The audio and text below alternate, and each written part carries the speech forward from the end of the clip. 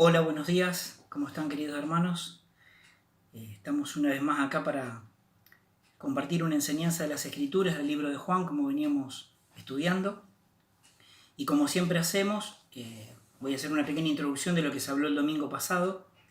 El domingo pasado estuvimos en un Zoom, no éramos demasiados, tampoco pocos, pero pudimos compartir una porción de la palabra que la compartió el hermano Alejandro Santos. Y hoy, como introducción a lo que me toca hablar a mí, quería hablar un poquito de eso. Cada vez que tengamos un Zoom le vamos a estar informando sobre la hora o el día.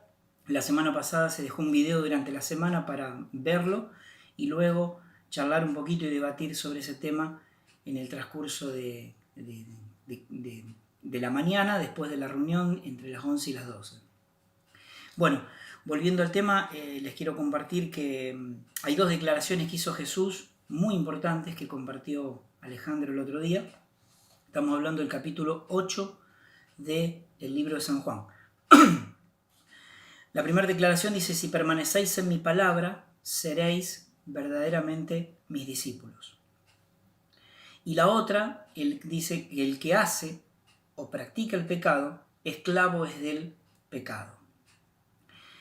Si el Hijo os libertare, seréis verdaderamente libres.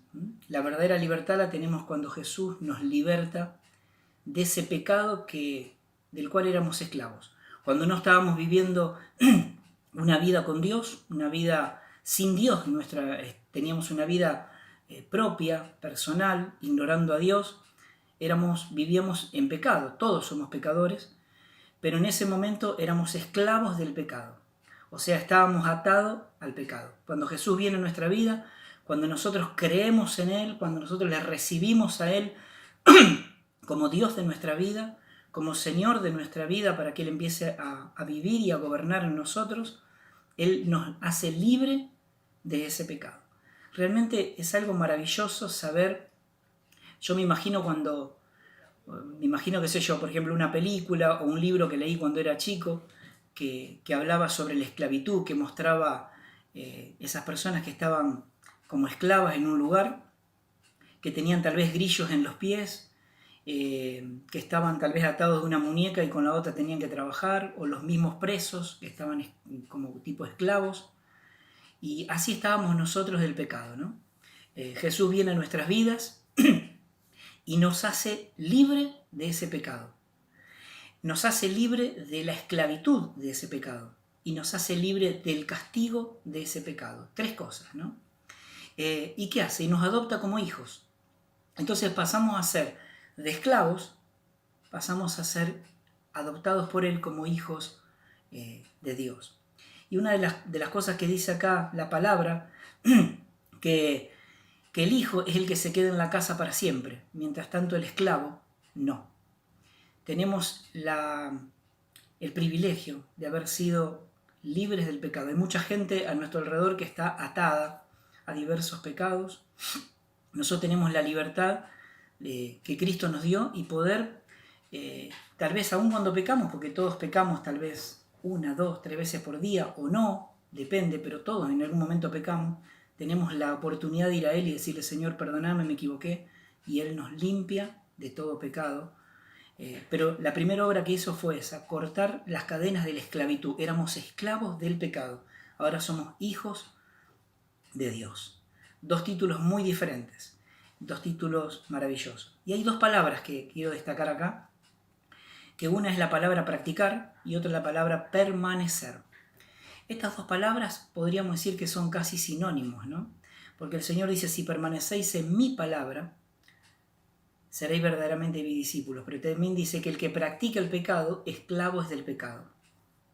Yo siempre aclaro de que pecar es una cosa y practicar el pecado es otra. Es como un deporte, ¿no? Una vez por mes voy a jugar al fútbol, es una cosa. Si voy todas las semanas, 3 veces por día, y practico fútbol, es otra realidad. Esto es lo mismo. Una cosa es que hoy pequé, que se me escapó una mala palabra, que cometí un error, dije tal vez una mentira, pido perdón a Dios, Dios me perdona, a que yo sea un practicante de la mentira, un practicante, qué sé yo, del sexo que Dios no le agrada, un practicante de ver pornografía, un practicante de hacer otro tipo de cosas que sé que a Dios no le agrada, pero las sigo haciendo. Eso es practicar. Y practicar y permanecer son casi sinónimos, porque si yo permanezco en el pecado, me convierto en un esclavo del pecado, pero si permanezco en la palabra de Dios, me convierto en un discípulo de Él, que cada día se va perfeccionando, que cada día va mejorando, que cada día va creciendo, que el pecado tal vez que cometía el año anterior, ya este año no lo comete, o el que practicaba la semana pasada pidió perdón y generó un cambio porque hay un arrepentimiento. Eso es maravilloso en Dios, ¿no? Que Dios nos da la oportunidad de ser perdonados, pero también de crecer cuando nosotros disponemos nuestro corazón a que Él lo haga. Recordemos estas dos palabras, practicar y permanecer. Yo quiero permanecer en su palabra, quiero permanecer en Él, quiero permanecer atento, agradarle a Dios, que me eligió y que murió en la cruz por mis pecados, para que yo sea libre de ese pecado. Si el Hijo os libertare, seréis verdaderamente libres, ¿no? Volviendo ahora, al tema nuestro, estamos hablando ahora del libro de, como decíamos, de Juan capítulo 8, del 39 al 47, lleva el título Sois de vuestro padre el diablo. Así les dijo Jesús a los que estaban escuchando ahí, fariseos, sacerdotes, que lo acusaban de un montón de cosas. Realmente podemos ver que a ellos no les gustaba lo que Jesús le estaba diciendo. Para nada, no aceptaban, no creían. El libro de Juan, como siempre decimos, tiene como fin de que el judío, el hombre, el que lo lee, el que tuvo en ese momento la oportunidad de estar con Jesús, crea en Jesús como el Mesías. Ellos no lo aceptaban, no creían que él era el Mesías, y decían que eran hijos de Abraham y que eran hijos de Dios en este texto, ¿no? Una parte dice así, respondieron, el versículo 39 dice, respondieron y le dijeron, nuestro padre es Abraham. Jesús les dijo, si fueseis hijo de Abraham, las obras de Abraham harías. Pero ahora procuráis matarme a mí, hombre que os he hablado la verdad, la cual he oído de Dios, no hizo esto Abraham. Vosotros hacéis las obras de vuestro padre. Entonces le dijeron, nosotros no somos nacidos de fornicación, un padre tenemos que es Dios. Jesús entonces le dijo, si vuestro padre fuese Dios, ciertamente me amaríais, pero yo de Dios he salido y he venido, pues no he venido en mí mismo, sino que Él me envió. Una de las cosas que se destacan acá, ellos hablan de que son hijos de Abraham, y también hay una parte que dice que somos hijos de Dios. Mientras tanto, el Señor los confronta y les dice, no es así. Yo soy hijo de Dios, he venido de Dios, he oído a Dios, he estado con Él y vengo a traer la palabra y ustedes no me crean. Y hay 4 cosas que me llama la atención acá, ¿no? En primer lugar dice, si ustedes fueran hijos de Dios, dice, me amarían. Número 2, me escucharían. Número 3, me entenderían. Y número 4, me creerían o creerían en mí. Porque yo he salido de Dios y he venido a ustedes. Mientras tanto ellos no lo amaban porque lo querían matar, no lo escuchaban, no lo entendían y tampoco creían en Él. Entonces ahí les dice, vosotros no sois hijos de Dios, vosotros sois hijos del diablo. ¡Wow! ¡Qué declaración para decirle a una persona! ¿Te imaginas que venga alguien y te diga, vos sos un hijo del diablo? La verdad que no es un insulto, pero es algo doloroso para una persona, ¿no? Y le explica por qué son hijos del diablo. Les dice, en el diablo no hay verdad, en ustedes tampoco. Ellos decían que ellos nunca habían sido esclavos de nadie, mientras tanto habían sido esclavos en Egipto, en otros lugares también de la Biblia los menciona como esclavos, y en ese momento eran esclavos o estaban bajo el régimen romano. Entonces también mintieron porque estaban siendo esclavos de otras personas. Entonces primero le dice, el diablo, igual que ustedes, no dice la verdad. El diablo es mentiroso y es vuestro padre. Un padre de mentira. El Señor llama al diablo como padre de mentira. Tremendo título también, ¿no es cierto? Y después dice, ustedes hacen las cosas que hace él. Hay 2 cosas que hace el enemigo. En primer lugar, es el creador de los asesinatos, de las muertes, ¿no? ellos querían matarle. No solamente no lo escuchaban, no creían en él, no lo aceptaban, sino también tenían tanto odio y tanta bronca por lo que Jesús les decía, que lo querían matar. El autor de un asesinato no es Dios, es el mismo enemigo, el mismo diablo. Y lo otro que hacían era mentir, como vuestro padre el diablo, que es padre de mentira. Ellos también eran mentirosos. Jesús evidentemente los confronta y les saca la careta, les dice, muchachos, ustedes son unos mentirosos, son hijos del diablo, y encima no solamente no me aceptan, sino me quieren matar. Hay una doctrina que existe hace mucho tiempo, obviamente, que se llama la paternidad universal de Dios, ¿no? Y la fraternidad universal de los hermanos. La paternidad universal de Dios es aquellos que dicen nosotros somos hijos de Dios, como decían ellos, todos somos hijos de Dios. Y la fraternidad universal de los hermanos, todos somos hermanos entre sí. Mientras tanto Jesús acá los confronta y les desmiente eso y le dice no, algunos somos hijos de Dios y otros son hijos del diablo. Clarito, no todos somos hijos de Dios, somos criaturas, sí, creados por Él, sí, pero no todos somos hijos de Dios. ¿Qué decía Juan 1.12? Que a los que lo recibieron, a Él, a los que recibieron a Jesús, recibieron su palabra y creyeron en su nombre, les dio la potestad de ser hechos hijos de Dios. Pero a los que no creyeron, a los que no quieren hacer su voluntad, a los que no le recibieron, sino le están rechazando como ellos, literalmente le dice, ustedes están del lado de Satanás, son hijos de Satanás. Tremenda declaración. No quisiera estar en el lugar de ellos, ¿no? Calculo que ustedes tampoco. Jesús termina diciendo, ¿quién de ustedes puede acusarme de pecado? ¿Quién de ustedes puede probar que yo soy culpable de pecado? Y esta es una de las características que muestra la deidad de Cristo, que Él era Dios, ¿no? Ellos le podrían acusar de un montón de cosas. Le podrían decir un montón de cosas, porque encima cuando se les acababan los argumentos eran irónicos, trataban de lastimarlo. Hay una parte que le dice, nosotros no somos hijos de fornicación. ¿Y saben por qué se los decía eso? Porque les decía, porque ellos no creían que Él había nacido del Espíritu Santo, sino que de fornicación, o sea, de su madre, que había estado con su padre José, y ellos creían que era un ser humano más, común y corriente. No lo veían como Dios, o como el enviado de Dios, o como el Mesías de Dios que había salido de Dios.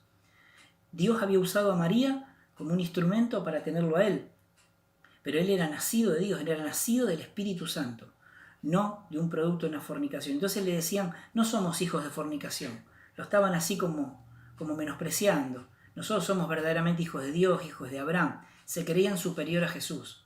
Realmente una ignorancia tremenda, pero que evidentemente demostraban en qué lugar estaban ellos y en lo que creían, ¿no? Y Jesús tenía demasiados argumentos y una de las preguntas que le hace y los descoloca es ¿de qué pueden ustedes acusarme? O sea, ¿de qué pecado pueden acusarme? Jesús literalmente le estaba diciendo, en mí no hay pecado. Lo pueden buscar, me pueden acusar, pueden mentir, usar la mentira, pero no van a encontrar pecado en mí, porque evidentemente Él no conocía pecado. Por eso cuando muere en la cruz, muere sin pecado por nosotros que somos pecadores. Es una de las grandes pruebas que muestra la deidad de Jesús, el hecho de que ellos no pueden encontrar en Él pecado. Ellos no tenían ninguna prueba de esto, evidentemente usaban la burla, la ironía, el enojo que tenían, pero no podían encontrar ni acusarle de nada. Es un tiempo muy difícil el que estamos viviendo, un tiempo distinto, y evidentemente hay un montón de doctrinas y un montón de personas que están hablando todo tipo de doctrinas falsas, ¿no? Y la palabra dice que va a haber falsos pastores, falsos maestros, falsos profetas, que nos van a enseñar cosas que la palabra de Dios no nos enseña. Pero no dice que van a estar, sino que van a tratar de meterse en la iglesia y nos van a tratar de arrastrar a ideologías propias, a falsas doctrinas. Por eso es un tiempo para tener mucho cuidado. Y una de las formas de cuidarnos es ir a la palabra, buscar en la palabra qué es lo que Dios dice para mi vida. Cuando tengo una duda puedo preguntar, pero sí ir a la palabra y decir la palabra dice esto. Entonces cualquiera que venga, yo tengo un argumento para decir, no, la palabra dice esto, no dice lo que vos decís. Nosotros nos apoyamos en la palabra, pero ahora tenemos que ir a la palabra, estudiar la palabra, tomar un tiempo como ahora para escuchar una palabra, un video, para aprender sobre ella y poder realmente estar preparados frente a cualquier doctrina. Otra cosa que se ven en las redes sociales es cualquiera hoy opina, hoy todos son médicos, todos son pastores, todos son técnicos de fútbol, todo el mundo opina y muchas veces sin tener argumento y sin saber de lo que se está hablando. Tengamos mucho cuidado de esto porque podemos ser engañados, ese es el fin del diablo, ¿no? Por un montón de personas que tienen evidentemente ese fin y que están del lado de Satanás y no de Dios. Realmente que sea un tiempo donde Dios nos muestre su voluntad en todo tiempo. La condición es buscarlo cada día, poder entregar nuestra vida y poder pedirle realmente que nos enseñe a ver la vida como Él la ve, ¿no es cierto? Y que realmente podamos ser llenos de Él. Cuando más llenos seamos de Él, menos llenos vamos a estar de las cosas de afuera que estamos recibiendo o que cada día nos pueden llegar a influenciar de manera buena o mala, especialmente la mala hay que tener cuidado. Pero bueno, quiero quedarme con este concepto de recordar de dónde Dios nos sacó. Éramos esclavos, hermanos, esclavos, con grillos, con traje de esclavos. Dios nos limpió, cortó nuestras cadenas, nos libertó y nos hizo hijos suyos.